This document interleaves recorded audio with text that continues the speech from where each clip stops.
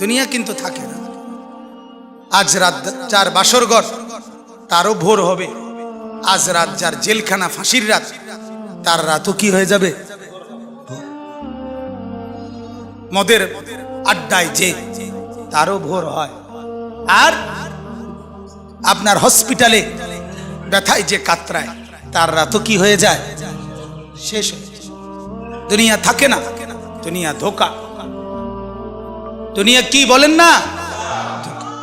দুনিয়া ধোকা। দুনিয়া বড় স্বার্থপর, কাউরে থাকতে দেয়, কাউরে কাউরে না। বাপ আমার থাকতে চায়, থাকতে দেয়। আমার দাদাও থাকতে চাইছে, থাকতে দেয়। ধাক্কা দিয়া দিয়া ফেলাই দিছে। সুঠাম সুঠাম মানুষ, তাগড়া তাগড়া মানুষ, নওজোয়ানকে এক এক ধাক্কা দিয়া দিয়া দুনিয়া কবরে পাঠাই দিছে। যা, আল্লাহ তাআলা আমাদেরকে বুঝ দান করে। অতএব আমার ভাই, ফিকির মূলত ফিকির। আমরা মুসলমান, আমার কথা রাগ হইয়েন না, আমি আবেগে বলছি, মহব্বতে বলছি।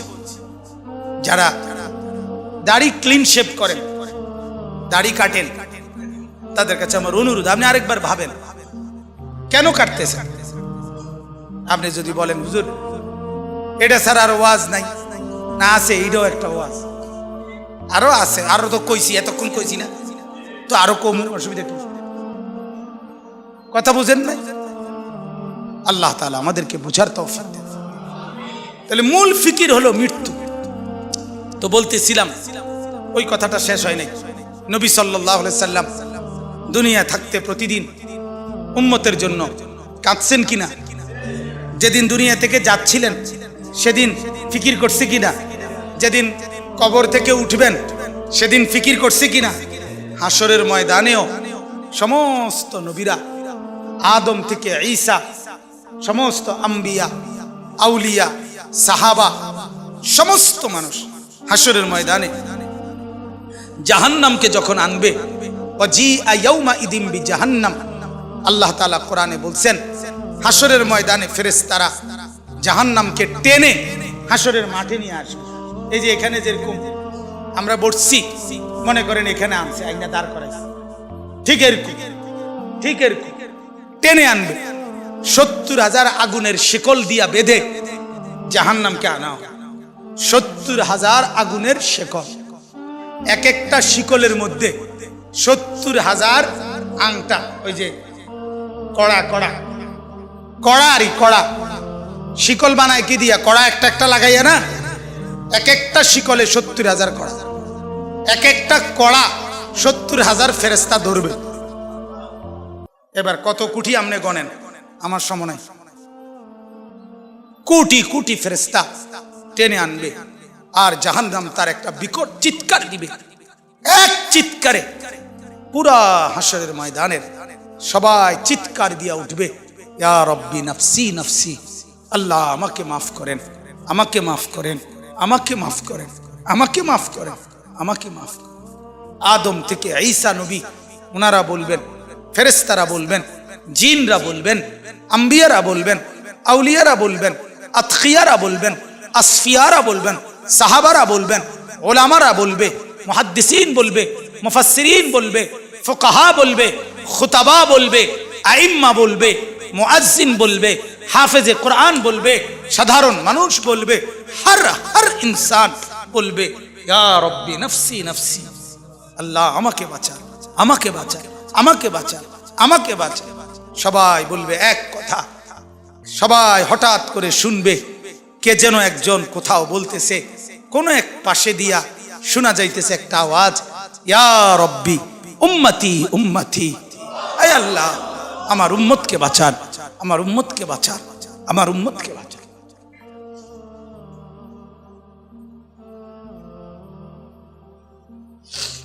আল্লাহ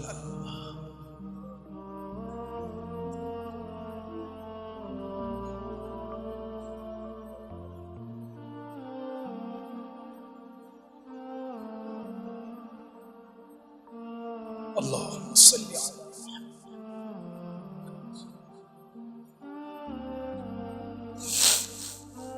তো তিনি কে বলেন? যিনি একজন শুধু বলবেন আয় আল্লাহ আমার উম্মতকে বাঁচান, তিনি কে বলেন? মুহাম্মদ। জীবন ভর যিনি ভাবলেন উম্মতকে নিয়ে, কবরে যাওয়ার দিনও ভাবলেন, কবর থেকে উঠবার দিনও ভাবলেন, হাসরের ময়দানও ভাবলেন। সেই তিনি পর্যন্ত, আমার বলার উদ্দেশ্য ছিল এই কথাটা, সেই নবী পর্যন্ত এত ফিকির যার উম্মতের জন্য, তিনি পর্যন্ত নিজের কথা ভাবছেন। এই কথাটা লেগে এতটি কথা কইছে, নিজের ফিকির, ইসলাহে নফস, ফিকিরে নফস,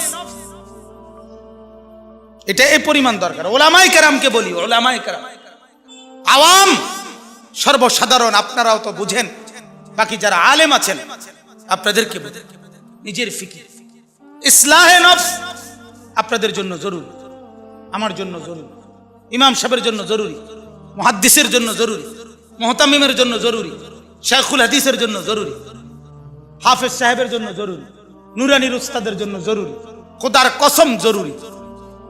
নিজের ফিকির, নিজের ফিকির, নিজের ফিকির, নিজের ফিকির, আমার সংশোধন, আমার খবর, আমার নিজের টেনশন দরকার।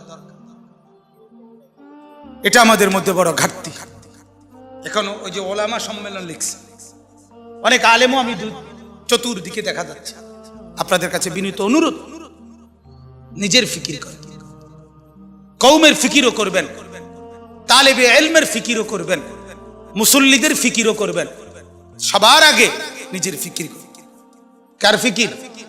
তো বলতেছি আল্লাহর নবী সাল্লাল্লাহু আলাইহি সাল্লাম 5 ওয়াক্ত নামাজের পরে প্রতিদিন তিনি দোয়া করতেন, আল্লাহুম্মা হাসিবনি হিসাবান ইয়াসীরা। এই যে হাসিবনি, এই যে নি ওয়াহিদ মুতাকাল্লিম, আল্লাহ আমি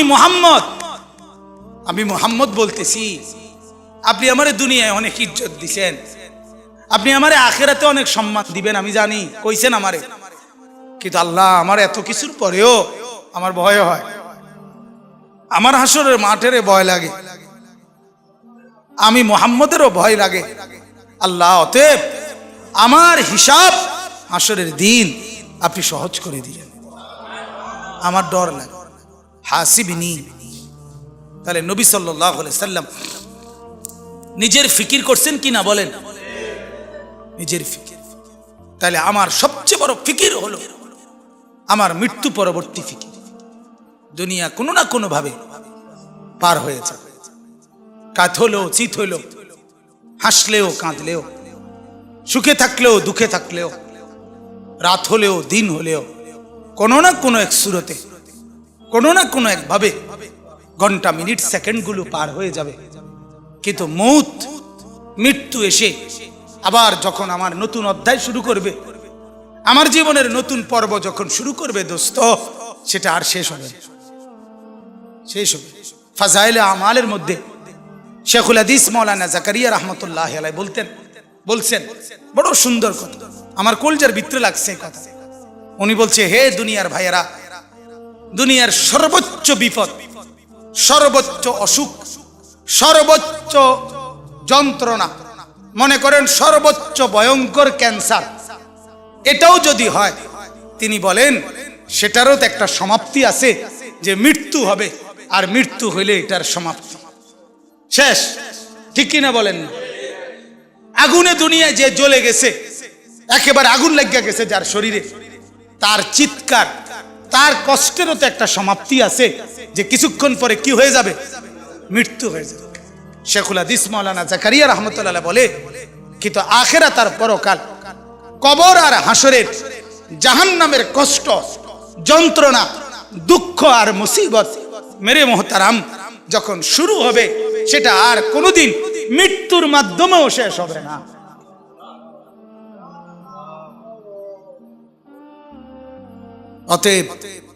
অতএব এখানে হেরে গেলে সমস্যা নাই, এখানে দুঃখে থাকলে সমস্যা নাই, এখানে অভাবে থাকলে অসুবিধা নাই, এখানে আর 10 জন সুখে থাকুক, আপনারে খোদায় কিছু দিল না, এত কোনো অসুবিধা নাই। কিন্তু মৃত্যু নামের যখন আমার আসবে, এরপরে যেই অংশ শুরু হবে সেখানে যদি আমি কামিয়াব হইতে পারি, সেখানে যদি আমি সফল হতে পারি, সেখানে যদি আমি মাফ পাইতে পারি, ওটাই আমার আসল সফলতা, ওটাই আমার আসল কামিয়াবি। ঠিক কিনা বলেন? ফারুক আয়াম টিভি। ফারুক আয়াম টিভি, হক্কানি ওলামাদের আগামীর পথ চলা।